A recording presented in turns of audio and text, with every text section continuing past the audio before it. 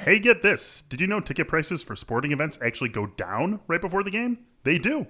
And there's an app called Game Time that helps you find the best last-minute deals. You can actually get up to 60% off. They even guarantee the lowest price or they'll credit you 110%. Crazy, right? But there's more. Right now, Game Time is hooking you up with a $10 credit to try them out. Here's what you do. Download the Game Time app in the Google Play or Apple App Store. Click on the Account tab and then redeem code. Enter The Athletic. Again, that's The Athletic, all one word, and get $10 off your first purchase. That's free money.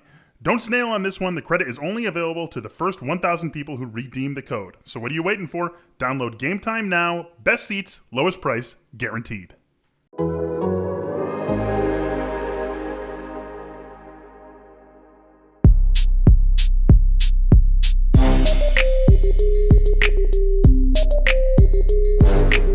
Hello, everyone, and welcome into the Athletic Fantasy Football Podcast. It is Friday, September 10th. Week one game in the books. We've got 15 more ahead of us. The NFL is back in our lives. I am Michael Beller, your host, taking you through the Friday edition of the Athletic Fantasy Football Podcast. And you know what Friday means? That means we get together to talk gambling, and that is for everything we still have in front of us in week one. I am joined, of course, by Vic Tafer. Vic, our Las Vegas Raiders beat writer. And Vic, sounds like you won't be seeing Gus Edwards or Marcus Peters on Monday night the way you were planning. That's crazy. The Ravens are definitely the most snake-bitten team right now. I wonder if we'll see Le'Veon Bell or what they're going to do with Tyson Williams, I guess, the other guy there. But, to lose your top two running backs is quite the blow for a team. Quite the blow for any team, and especially one that wants to run the ball as much as the Ravens do. Also here, Zach Jackson, Cleveland Browns beat writer, and maybe the paths opening up even more so for an already very good Browns team, Zach, to win the AFC North with these injuries hitting the Ravens harder than any team so far before the season has even gotten going. You and I have been screaming Browns plus 150 to win the division. A lot of people scream, don't invest in running backs, which is fine until you need them, right? And just devastating for those guys. Now you're down to an undrafted rookie as your number one back, and Le'Veon Bell, who didn't do anything last year, 2 days on the practice squad, is probably going to be playing Monday night. Yeah.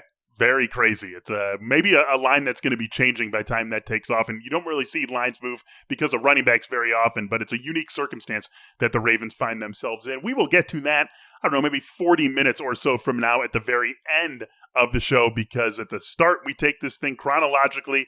We're going to go through all 15 remaining week one games. We are all going to recommend a bet to you. We're just going to throw a bet out there. We're going to talk about it. If it's a bet we're making, we'll make sure you know that. If it's a bet we're just talking about, for fun, for entertainment's sake, we'll make sure you know that as well. We start, you guys, with the Sunday 1 p.m. Eastern kickoff games in no particular order. Let's get it going here with Eagles and Falcons. As we are recording this, the Falcons are 3.5-point favorites on BetMGM, and all lines that we reference are coming courtesy of BetMGM, our gambling partner. 3.5-point favorites are the Falcons at home. 48.5 is the over-under. Zach, take us away first. Your bet for Eagles and Falcons. Yeah, I lean over here inside a high-scoring game. I'm not sure about either team's offensive line, right? But the one that jumps off to me, Dallas Goedert, the Philly tight end. I just think that they want to get him involved. I think the shape of the game would make sense that he would be involved. And just shopping around a couple places, I saw 44.5 for a total. I think he's going to crush that. I think that's one of my favorite bets of the weekend. Going right after a player prop there and looking in an easy circle for me on Dallas Goedert. All right, we got Dallas Goedert over 44.5 yards kicking us off here. Vic, yours play for Eagles and Falcons. I agree that both these teams are kind of unknowns at this point, but I think both teams will score points. I think, Matt Ryan at home, I think he's still got some weapons, even with Julio Jones gone. I think Kyle Pitts, they're going to have fun using him around, moving him around all different places. I think Jalen Hurts will be a big numbers guy. I'm not sure wins and losses, but I think he'll be a big numbers guy for the Eagles. So I like the over, 48.5. Yeah, 48.5 is where this number sits again, and it's going to be, this is a fun game in that it's two teams that we don't know a whole lot about in terms of how the pieces are going to fit together. We know the players, we know some of them well, we're learning some of them as this summer drags on, but it's going to be fun to see these two teams play an actual game. I think we learn a lot about them right off the bat here in week one. I'm doing the reverse of what Zach said, or maybe the counterpart is the better way to say that. I'm flipping things over to Atlanta's side and their tight end, Kyle Pitts, the same number, 44.5 yards is his over-under. And guys, this is a special tight end. We all know that. Anyone who watched any bit of college football last year, saw him at Florida, knows that this is not a tight end. This is a wide receiver built like a tight end, and that's how Atlanta's going to use him. I expect Pitts to be the Julio Jones replacement, or like he is 90% of it, and a little bit more for Calvin Ridley is the other 10% of it. I don't think Russell Gage is the replacement. They have Hayden Hurst to play in line and do some more of those traditional dirty blocking tight end things. I think Kyle Pitts is basically a wide receiver. I think this is, without question, the lowest number we will see for Kyle Pitts receiving yardage over under this season, 44.5. One of my favorite plays of the weekend, regardless of game, one that I absolutely will be making. Give me Kyle Pitts to go over 44.5 receiving yards this week and just start off that rookie year with a bang. Let's move on to one of the bigger games in week one slate, Steelers and Bills. Bills are 6.5-point favorites at home. This one also with an over-under of 48.5. Vic, you take this one away first. What's your play here for this game? That one I'm going with Big Ben Roethlisberger. I know the preseason doesn't mean much, but what I saw, he looked good. Obviously had a good start last year. I think still got the good receiving weapons on his I can't talk. Good receiving weapons on his squad. So I like the. I'm not sure the Bills are going. I'm sure the Bills are going to stop the Steelers early on, but I can definitely see either a backdoor cover or Big Ben get some yards in that game late. Yeah, I like the Bills to win the game here. You know, I don't know about laying a touchdown. That's kind of my lean. If I was making one play, a little bit of Vic's thinking. I think Stephon Diggs to go over his yardage total. I think Josh Allen can throw it a mile. I think Brian Dable is a good coordinator who knows he doesn't really trust his run game, and sometimes he doesn't need to. I think this Sunday is one of those he doesn't need to. I look for a big game out of Diggs.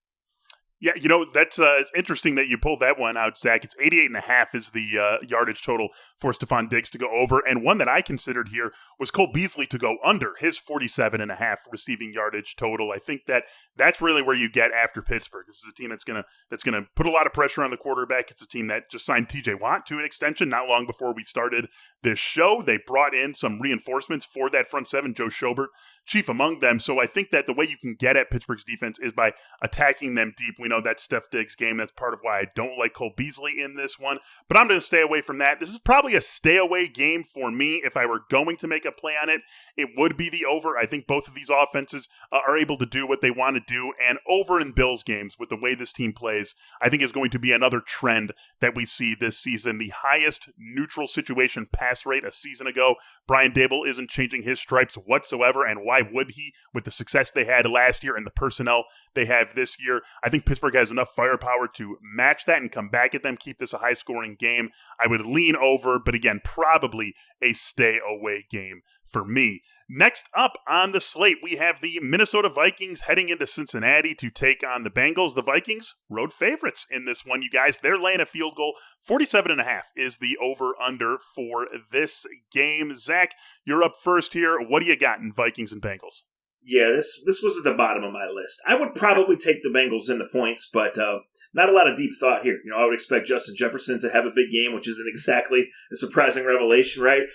Interested to see Joe Burrow, but I think the Bengals keep it close, and maybe it comes down to a last-second field goal. Yeah, I don't want the Bengals. I don't want the Vikings. I think the one thing for me that looks like a sure thing is Dalvin Cook will get the ball. They're going to feed Dalvin Cook. Yes. So I took the over. It is, 95.5 yards. So 95.5 rushing yards. I think that's a pretty, I don't want to jinx myself, but a pretty safe bet. Yeah, Dalvin Cook with the usage tree in Minnesota is just as skinny as it gets. It's Dalvin Cook, it's Justin Jefferson, it's Adam Thielen, and it's everyone else fighting for the scraps that are left over. Have to believe that Dalvin Cook is going to be at least a solid bet to get over that, and he went over that 95.5 mark in 9 games last year. He'll be sitting at that sort of total every single game this season. I am going to go to that bet that you mentioned, Zach, with the Bengals catching the 3. I'm still a little bit wary about this Minnesota defense. I know they brought in some new faces. I know they get some guys back that they didn't have last year. Daniil Hunter is the big name there. I'm still wary about this defense. And we should expect Mike Zimmer to have better defenses than he had last year in most seasons. I do think Minnesota's defense is better this season. I'm not sure it is good enough to trust them in a road spot against an offense that we also think has improved. Now, Daniil Hunter on his own could blow up this entire Cincinnati offensive line, and I look like an idiot. But I will still take the home team with the good offense, catching 3 points. All that adds up to a solid week 1 bet for me. Another one that I'll be picking in Super Contest. It'll definitely be among my 5 selections.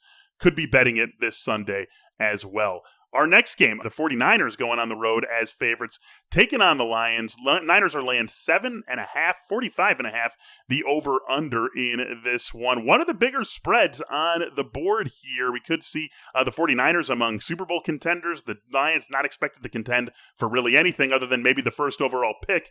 Does that lead you to your pick, Vic?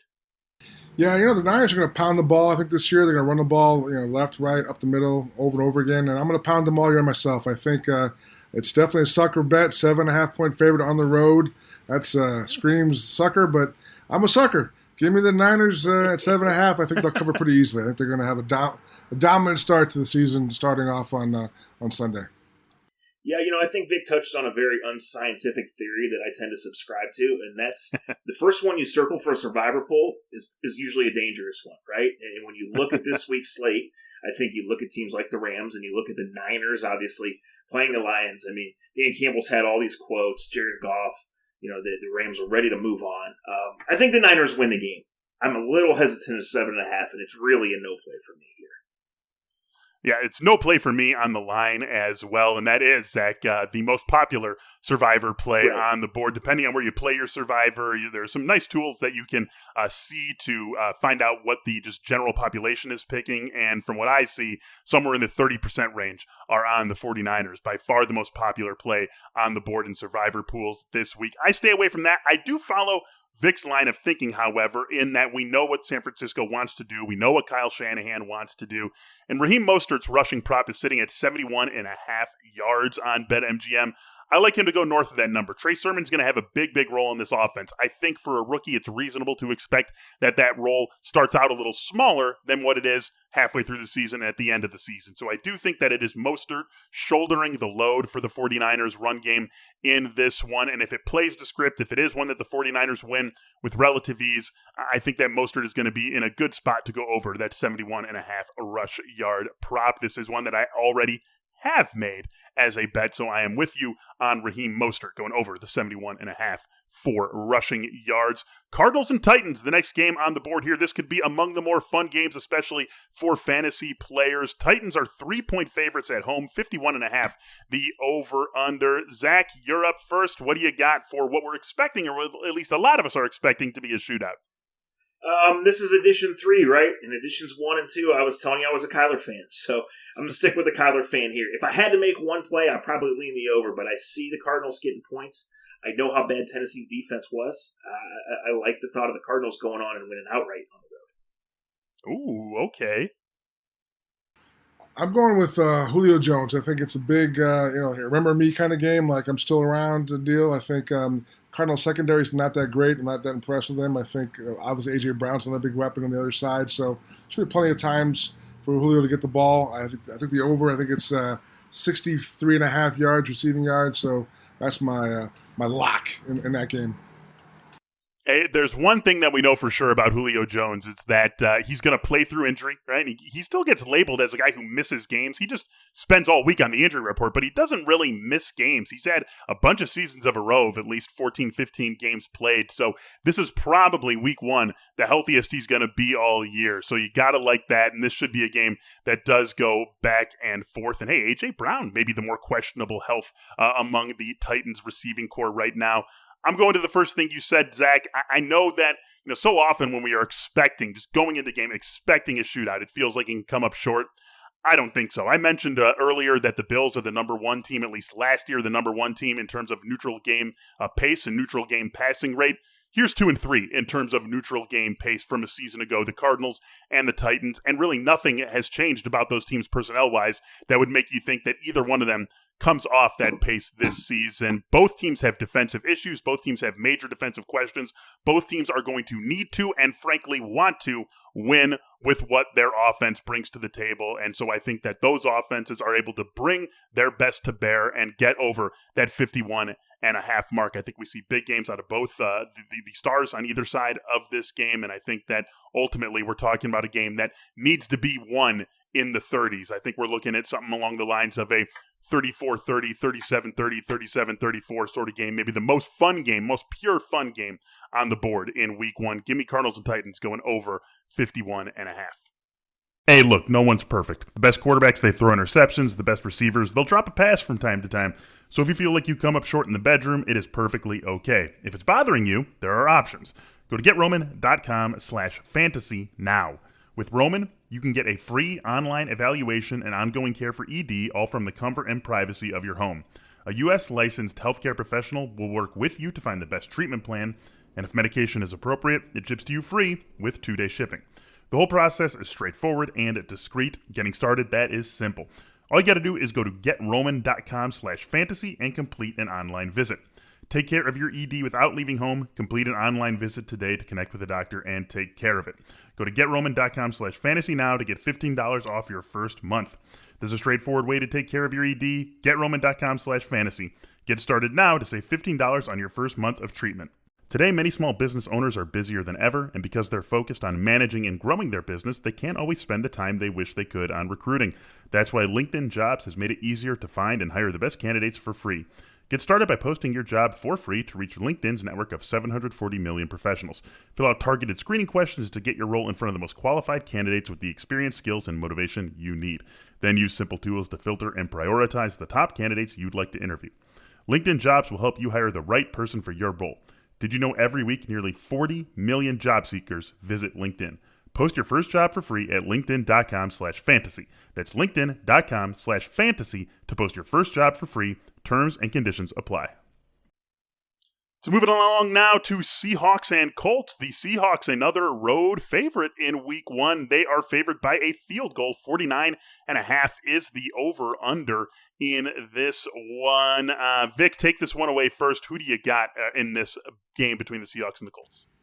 Well, I do think it's a good spot for the Colts being a home dog, but the problem is who knows what to expect out of Carson Wentz. He was hurt, now he's back. Plus, he was terrible last year. It's also a factor. So I like the under better than the side. I think the Colts defense is pretty good. I think that's a good spot for the defense to kind of help their offense along this week. And I'm not going to demand too much out of the offense. So I like the under on both sides of the ball, actually. You know, Michael, following a little of what Vic said there, this to me was the easiest game to just leave off my contest sheet, right? There's a new play caller in Seattle. They're coming on the road. They're a schizophrenic team anyway.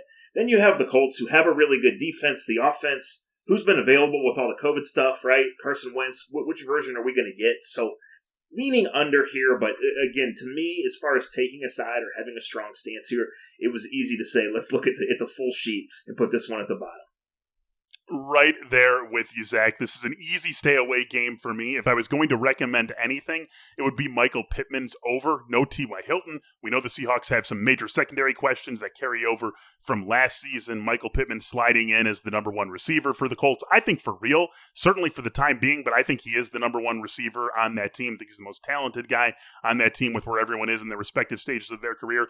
But even props aren't posted because we're not sure exactly about what Carson Wentz is going to play. We assume he's going to play. Sounds like he's going to play, but those still aren't available. It's just an easy stay-away game for me with all the questions that are surrounding it. Next game up, I think one of the more interesting games on the board of the week for a lot of different reasons, not the least of which being that these could be two pretty good teams, AFC and NFC, getting together. The Chargers go across the country to Washington, D.C., where they will take on the football team. This actually started, you guys, as the Chargers favored by 1. It has swung over the last couple of days to now the Washington football team favored by 1. The over-under has stood rock steady at 44.5. Zach, you're first up for this. Any play for you in Chargers in Washington?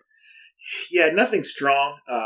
I would say this. The biggest Chargers fans in Northeast Ohio are Brandon Staley's family. They're about 45 miles north of me. But I'm next in line. I just think this team, coaching upgrade, special teams upgrade, O-line upgrade, it reminds me a lot of the Browns from last year. And that you fix a couple of things and you get a competent coach in there. to a team that's already pretty talented, they take off. Mm-hmm. Does that show up in week 1 across the country? I don't know, but I wouldn't take Washington here. I'm going to ride the Chargers all the way. Maybe I'll be wrong sooner than later, but I'm a big Chargers fan this year. Yeah, I think it will be a defensive struggle. I was looking for like a turnovers number, but I couldn't find one, so I'm going to go with the under, like 44.5. I think, I do like the Chargers secondary especially, and I like Washington's defensive line is probably one of the best in the league. So I think that's good enough for me just to take the under and not care about who wins. Yeah, wouldn't be a surprise, I think, if this game does play to the under, especially when you think that, quote, better offense, the better offense on paper is the one that's making that 3 time zone travel and playing at a 10 a.m. start for where their home is. Then you factor in that Austin Eckler maybe doesn't play in this game, and certainly if he does play, sounds like he's not going to be at 100% with that hamstring injury that popped up toward the end of the week. So that is definitely concerning for the Chargers. I look at the running back on the other side of this game. Look at Washington's depth chart and tell me who threatens Antonio Gibson for carries. There's no one. No one is going to threaten him for carries on that team. And so I think that he dominates carries in such a way that we expect from guys like Dalvin Cook, like Ezekiel Elliott. I think Antonio Gibson gets into that group this season. And so long as the Chargers don't run away with this game, Washington can play that brand of football. Maybe they don't have Curtis Samuel, so maybe they don't want to put things in Ryan Fitzpatrick's hands as much as they would with a full complement of weapons. 61.5 is the prop for Antonio Gibson. That is one that I like quite a bit. I wrote it up in my favorite props column on the site, so you can check that out as well. One that I will be playing. I think Antonio Gibson, as long as this game stays close, and I think it does, regardless of who wins. I don't have a great lean on who wins this game, but I think I have a feeling of how the game unfolds. And if it unfolds that way, Antonio Gibson, I think he'll sail past 61.5 rushing yards. Next game up for us, Jets and Panthers in Carolina. Sam Darnold gets a shot at a revenge game right off the bat. Robbie Anderson is already talking revenge game narrative as well. Carolina favored by 4 at home, 44 the over-under in this one. Vic, what do you got for us in Jets and Panthers? I love the whole revenge game thing. I mean, people forgot that Sam Darnold was not good. He was definitely part of the problem last year, but I get it, new lease on life and all that, and I think it's a tough spot for the Jets. Obviously, rookie quarterback on the road, but I can't back Sam Darnold, so I'm going to back the under again. I'm becoming an under player late in the day. I think defenses will rule the afternoon. I'll be riding high with the defenses, so I'm taking the under.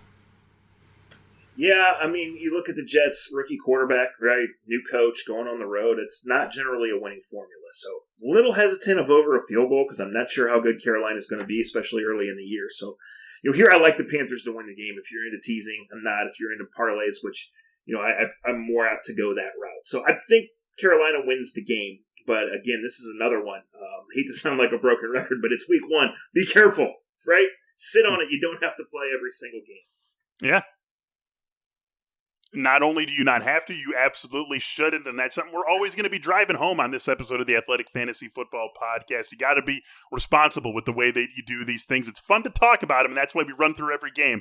But we only want to play the select few that we really feel good about. I actually feel better about the Jets than you guys do. I like the Jets +4. It's one I could see myself playing. I'm not rushing to the window to place that bet, but this was sitting at 5 a couple of days ago, and I felt a lot better about it at 5 than I do at 4. But I don't know. I like what the Jets have done up front in front of Zach Wilson. I like what they've done for him out wide, bringing in Corey Davis, one of the more underrated acquisitions of this offseason. I think he can be a legitimate, a one, and not in the way that we talk about guys like Stephon Diggs and DeAndre Hopkins, but enough of a one to be a clear lead dog in a passing offense that is able to move the ball. I think that Corey Davis proved he can do that last year playing alongside A.J. Brown. I think that they have enough behind him in the backfield with Tevin Coleman, Michael Carter, and Ty Johnson. Obviously, you've got LaFleur in there now coming from that Kyle Shanahan coaching tree. So even though there's going to be things to work out, I think that there are enough things that they can work out quickly that this offense is going to have some competency relatively early in the season. 4 just feels a little bit too heavy for me for an unproven Carolina team with Sam Darnold, who definitely was part of the issue with the Jets offense over these last few seasons. So I will take the Jets +4 in Carolina. Jaguars and Texans, the next game that we got to talk about here. Jaguars get another road favorite. They are laying a field goal. 45.5 is our over-under. Zach, you're first up for this game. Trevor Lawrence's debut. You going to go with them? You going to go something with him? Or are you looking elsewhere here? Covered the Browns for a long time. Means I covered a lot of bad Browns teams, right? And everybody gets a little optimistic this time of year. But the reality is when you're starting over with a new regime, when you have drama going on, when you're looking to the future, your roster's not good enough. Everybody's healthy and hungry in week 1. So am I hesitant on Urban? Am I hesitant on a rookie quarterback? Sure. But I just can't back the Texans. This is one of my favorite plays. I think the Jaguars win by 10 or more. I totally agree. I think after this game, Urban Meyer's like, man, I should have come to the NFL a long time ago. This is easy.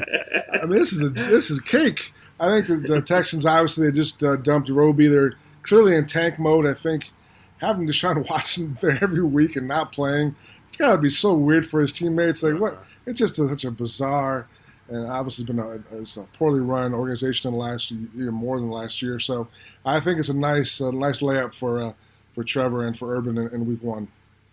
Yeah, we're unanimous there. I like the Jaguars as well. Just to change things up in this, I'll take the under. I'll take the under 45.5.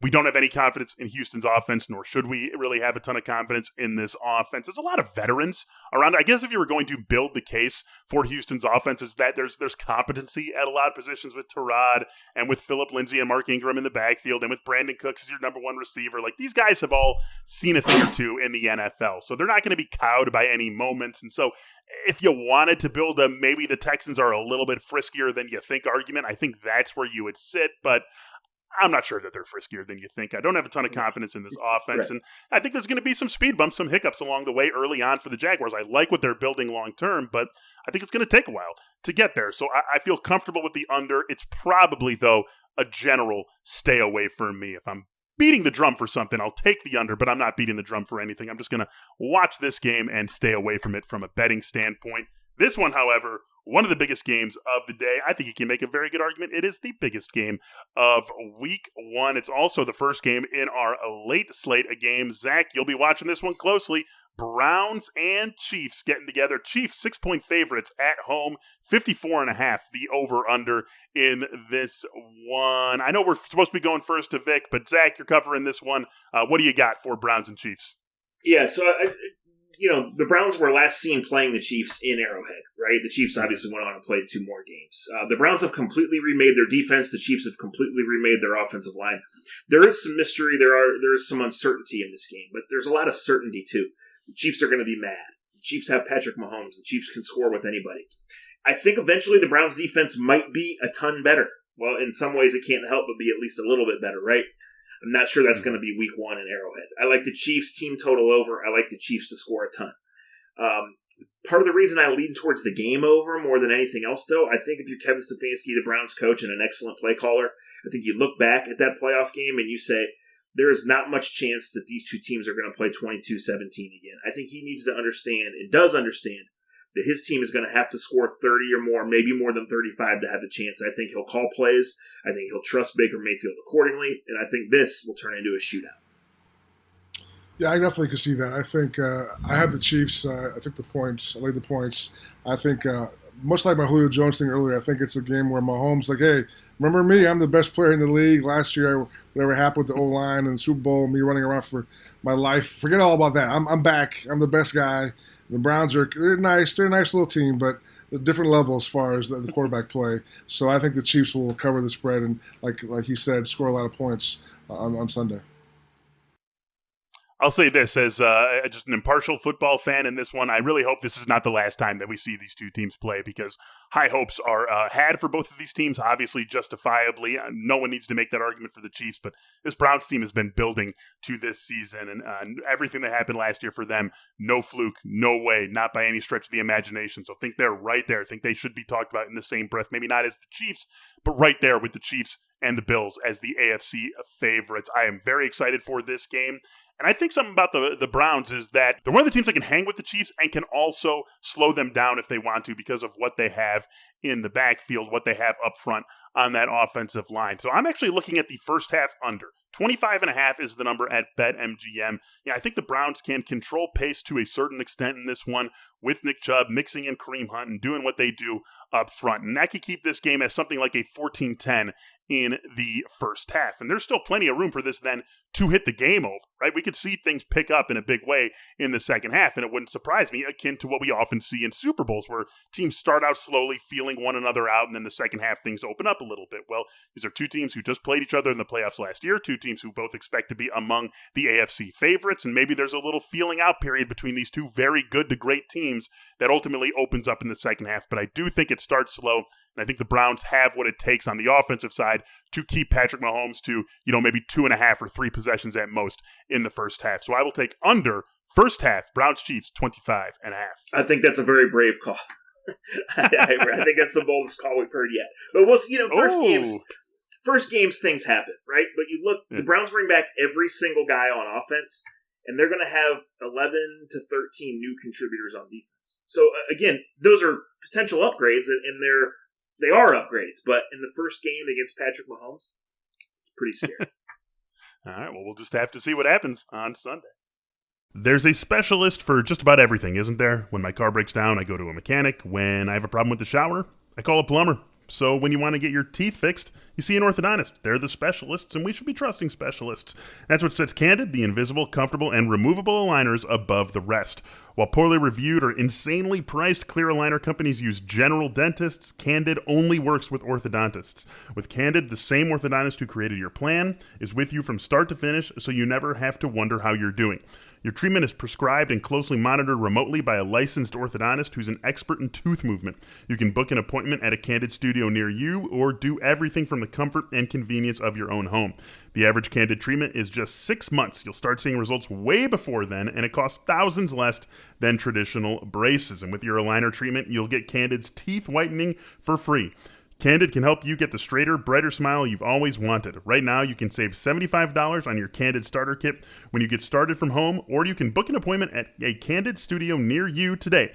Go to candidco.com/fantasy and use the code FANTASY. That's candidco.com/fantasy, code FANTASY. Take advantage of this limited time offer to save $75 on your starter kit. candidco.com/fantasy, code FANTASY.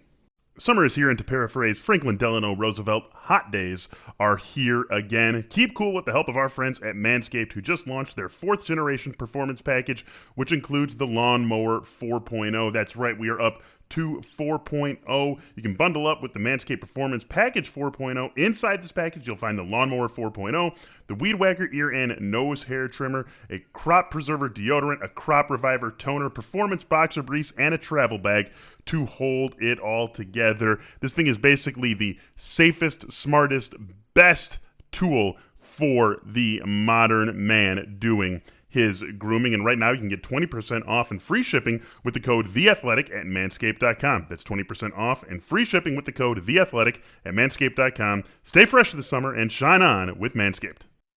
All right, let's get to our next game here. Dolphins and Patriots. Patriots 3-point favorites. 43 is the over-under in this game. An interesting one. Already sort of an important test for both these teams in the AFC East when you consider the Bills are the big bully. And then you've got these teams jockeying for position in second place. And this could already be an important wild card matchup for these two teams. Vic, what do you got for this one? I'm going with the old, veteran, good coach against rookie quarterback. I don't think Mac Jones, he has a very tough test, I think, against the Dolphins defense. So I don't want to take the side because I don't really have a lot of faith in Tua quite yet. I think it's something going with the under. Like the under seems like the way to go with this game. Two good defensive teams, which I'm not sure what the quarterbacks are going to give us. Yeah, I'm going to ride with Vic here, and I'm going to ask you guys, outside the Texans, who's going to be an under team early in the year? You got to think it's going to be Bill Belichick. Conservative mindset. A lot of pieces back on defense, and a rookie QB who fits what he wants to do, which is hand it off, right? Run the clock, and then play conservatively, hand it over to his defense. Under all the way here. It's like one pick leads right into the other because my pick here is a Damian Harris anytime TD plus 100. I like Damian Harris as a first scorer TD as well, but we know that when Belichick has a running back who he trusts in these early down situations and in these goal line situations, he rides him. The idea of Bill Belichick being someone who wants to rotate backs as like a maxim of his game plan, I think that's more based on the personnel that they've had and the fact that they just don't spend up for running backs. But when he has a guy that he trusts in these situations, he does it. Corey Dillon, Stephen Ridley, LeGarrette Blount. He will ride a guy if he thinks they are good for him in early down, first and second downs, and in goal line short yardage situations. Well, Damian Harris fits that to a T, and if you need any proof of that, you can go back a couple weeks to when they shipped Sony Michel out to L.A. They really trust Damian Harris in those situations. So I don't know if Damian Harris plays much, if at all, on third down, unless they're in a hurry-up situation. But first down, second down, short yardage, goal line, Damian Harris owns that role for the Patriots. And anytime TD at plus 100, that is something I can definitely get on board with in basically any game that the Patriots are favored and playing at home. Next game up, Broncos and Giants. Broncos 3-point favorites. That one has moved up half a point today. That's been sitting at 2.5 for the last few days. Now 3-point favorites on the road against the Giants. 41.5 are over under here. Zach, what do you got for this one? If it's 3, I lean the Giants. I just don't know. I think there's a little bit of optimism for each of these teams. I think there's reason, starting with the quarterbacks, the most important position in the game, to really be down on these teams. So, again, week 1, an ugly game, pretty easy scratch. But if it's plus 3, I lean the Giants if you twist my arm here. Yeah, doing the research and we look at all these lines, try to find these cool plays, and I found a big hole in the Vegas handicapping world. I need a guy who sets lines for personal turnovers. Like I need like a number like Daniel Jones turnovers over 2.5, because that's a number I would pound, because I think Daniel Jones is not very good, especially under pressure. I think the offensive line for the Giants is not good at all this year. And the one thing I'm positive, the Broncos, I'm not sold on the Broncos, but their front seven's really good. The pass rush is really good. I think Von Miller's primed for a big year. I think this would be a really, really rough day for Mr. Jones, and I would definitely take over 2.5 turnovers, but it's not available, so I'm going with the under. The under seems like the play for me if I can't get my turnover line. Hey, Vic, not only does Denver have that strong front seven, but they shored up the secondary over the offseason as well. Kyle Fuller coming over from Chicago, reuniting with Vic Fangio. They draft Patrick Surtain II. They bring in Ronald Darby. Like, this is now a pretty good defense from front to back, and I think that this could be a disaster for the Giants. You're talking about a team that, your guys' colleague especially, Dan Duggan, talking about just, I think, yesterday in a column he wrote at The Athletic, that they still don't know what their starting offensive line is going to look like for this game. The game is in 3 days, and they don't know what's going to be up front in front of Daniel Jones exactly. So that's a huge issue. Daniel Jones is an issue. Saquon's not at 100%. Kenny Golladay didn't see the field all summer. Maybe doesn't even play in this game. I just think that this could be a disaster for the Giants going up against what Denver's defense brings to the table. I am all over the Broncos -3 in this one. Let's get on to Packers and Saints. This is a neutral site game. Remember, this was supposed to be in New Orleans, moved because of Hurricane Ida. This game being played in Jacksonville. The Packers 4.5-point favorites. 50 is our over-under in this one. Vic, what do you got for Packers and Saints? I got Aaron Rodgers. I think the farewell tour starts on Sunday. Farewell Green Bay. I think 276 yards and a half is the over in passing yards. I'm going with that. I think it's unfortunate for the Saints. The game can't be at home. They're playing in Jacksonville. There's a storyline that they chose that place because Aaron doesn't do well in Florida, which he was told. He laughed at. So, again, he's going to throw the ball. The Saints secondary definitely, I think the defense is actually pretty good this year, but this, again, it may take a while to gel. This is not a great opening test for them. I think Aaron Rodgers will definitely throw the ball around and get a bunch of yards. Yeah, Jameis is going to have to prove it to me, right? One big game in a preseason game against the Jaguars isn't going to do it for me. I'm going to take the Packers or nothing here. It's not a game I need to have, but just in my general thought is that Jameis is going to need to prove it to me this year. Yeah, I'm right there with you. This is my don't overthink it game of the week, and this is something that we've talked about over the last couple of weeks since the three of us have been getting together for these Friday episodes. We're expecting a lot out of Aaron Rodgers. We're expecting a lot out of this Packers team this season. 4.5 almost feels like a gift, and sometimes you have to look at that askance and be like, are they trying to make us feel like it's a gift? But I just think that the Packers are comfortably the better team here. I mean, they were comfortably the better team last year, and it's hard to craft any sort of argument that says the Saints are better this year without Drew Brees than they were last year with him, even though obviously we were not talking about peak Drew Brees or anything near it. So I just think that this is a game where the Packers should be favored by something closer to a touchdown, you guys. I think that they go in, they roll, they win this game relatively comfortably, and that Aaron Rodgers, I'm still pretty awesome tour, gets off to a very, very strong start. Really like the Packers. One of my favorite sides. Not necessarily one of my favorite bets when we're factoring in totals and props, but one of my favorite sides of the week is Packers -4.5, a wager I will be placing for sure.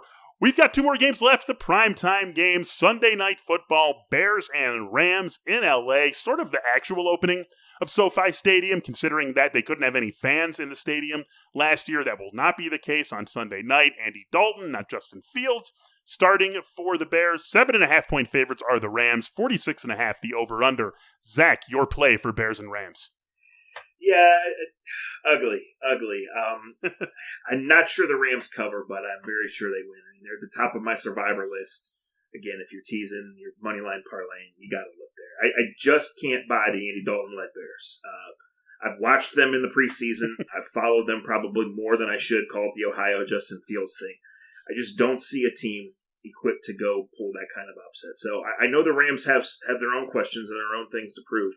But I see Aaron Donald in the backfield a lot, and I see the Rams, winning this game. I'll be stunned if they don't win it by some sort of comfortable margin. Well, I got some bad news for you. You're going to be stunned. I'm taking the Bears in the money line. I think it's plus 235. As I mentioned in the last show, I'm not sold on the Rams this year. I think everybody was excited about Matt Stafford when he came over. This is his chance to prove that Detroit's holding him back. But I think there's a small chance that maybe the gap between Stafford and Goff is not as big as we think. Maybe Stafford's lack of mobility comes into play. The running game is in shambles. I'm not sure Sonny Michel's going to be the answer for them that they want to see. But the Bears have a great defense. We mentioned in the past that they were 8-8 last year despite having a horrible quarterback situation. Andy Dalton's not good, but I think he can be enough. And I also think the best offensive player on the field will be wearing a Chicago Bears uniform. I think it's Allen Robinson, so I think he can have a big game. And so I'm going to just shock the world. I'm shocking you, shocking all the survivor picks. Bears money line. Let's get it going. Oh, man. I mean, that would be week 1 survivor pool havoc if that indeed does happen. It's actually up to plus 280, Vic, so you're getting a little bit better of a deal on your money there. I can't go there. This is a stay away for me. 7.5 does feel like a big number when you still feel like the Bears should be able to be a pretty good defense this season. I would like to see Eddie Goldman in this game. Eddie Goldman opted out due to COVID last year. He's been on the Bears injured list during practice this week. Every practice report has had him as a limited participant. I want to see Eddie Goldman play for the Bears. I think that defense is a whole lot better when he's in the middle of the line. It's a stay away for me. It's a pretty easy stay away for me. In fact, I basically don't want to touch anything with the Bears until we get a couple of Justin Fields games under our belt. If I was going to suggest anything, though, I think this line has an awful tough time, and by this line I mean the Bears' offensive line, an awfully tough time standing up to Aaron Donald and the Rams. So if I was going to do something, it would be Rams -7.5, but it's something that I feel awfully comfortable staying away from. Last game of week 1, the game that Vic will be attending, Ravens and Raiders. Now, let me actually see. Let's see. In the moment, let me refresh and see if this has changed at all because of the Ravens injuries. Give me 1 second. And it has. It's gone down half a point. So Baltimore is now -4 in Vegas. The over-under 50.5 in this one. So that hasn't changed. So still a relatively high over-under in this one. Ravens favored by 4 on the road. Vic, what do you got for us here? Well, obviously the Raiders' defense has definitely been improved. They addressed the pass rush with Ngakoue. They got a true center fielder in Merrick, I think. But it's going to take a while. They didn't play a lot in the preseason. I think Lamar Jackson's a really, really tough test. I know that even with the 2 running backs being out, I think it's still a tough test for this defense. They got enough talent at receiver, and Mark Andrews is a stud. So I think the Ravens are going to score points. I think the Ravens' pass rush is also a question mark for them. So the Raiders have always scored points. I think it's be no different here. So I'm taking the over. It's a big number, but I think both teams will score not easily, but enough points you won't be really sweating it in the fourth quarter. Well, I've given you guys a bunch of shoulder shrugs and a bunch of I don't knows throughout this episode, but this is before we started recording this and before the injury news came out. I was in on the Raiders +4.5. I just think they're at home on Monday night. The Ravens have a lot of questions. They've had a lot of moving parts with trying to fix their offensive line with some older guys. Again, this is before the Gus Edwards injury. When they lost Dobbins, that's a huge blow.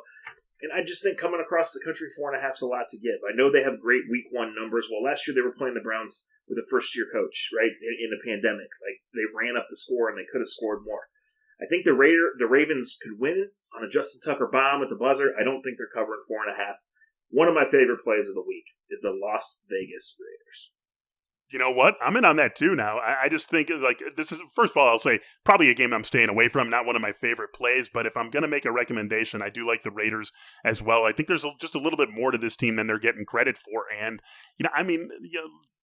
the Ravens have a lot in Lamar Jackson. They've got, a very good quarterback, a guy who does what he does and does it very well. But with everything that's gone wrong around them this offseason, I just wonder, like, when these guys get together on Sunday, it'll be the first time that those 11 have played any meaningful snap together with the injuries to J.K. Dobbins and now Gus Edwards and Marquise Brown and Rashad Bateman much earlier in the summer. Like, these 11 guys who get together that first snap, it's like, they're still going to be figuring things out, I think, in that game. And so I wouldn't be surprised to see a slow-starting Ravens team in this one. And it's already asking something of a team to make that trip and to cover 4 points on the road. It's just a hard thing to do. It's not easy to do that on the road week 1 in the NFL. So I think there's just a lot being asked of the Ravens with this number. Give me the Raiders plus 4. And that's it, guys. This is our maiden voyage in terms of running through all 15 games. We weren't exactly sure how it was going to go. We were sort of a week 1 feeling out period, but I think we did it pretty darn well. What are you guys thinking after this first episode here? Well, I like to say I'm smarter than I look to start with, but I do feel like I'll be a little bit smarter in week 2 and week 3. We look at these lines all off season long, right? And we think we have our projections and stuff, but we don't really know. So I'm really excited. I'll be in Arrowhead Stadium. I'm really excited for that game and to see some scores and to kind of plot it out from there. So I'm back in the Los Angeles Chargers for the season. I'm back in the Raiders to cover the number on Monday night, and the rest we'll wait and see if I know anything at all. How are we going to chart What's your Sunday look like? Yeah. How are we going to chart this? We're going to do a record of all the games head to head. I got it last year. Last year I got punked pretty good, so I got to get my revenge this year on both of you guys. I know you're new, but you're getting some too. So this year I'm fired up. The Bears and I are fired up this weekend. I will definitely be tracking this for us all season long. We'll track both our strong picks, which we highlighted throughout the show, and we'll track just all 15 of our picks as well. So it'll be fun. We'll have something riding on, and we'll have something to talk about, and you out there will have something to keep us honest with all season. Very important whenever you are talking gambling. It's going to wrap things up for us here on the Athletic Fantasy Football Podcast. We are back with you in this space next week. The Athletic Fantasy Football Podcast returns on Monday. Me, Brandon Funston, Jake Seeley, looking back at week 1, giving you a look ahead to week 2 waivers. Have a great weekend. Enjoy all the football. We'll talk to you soon.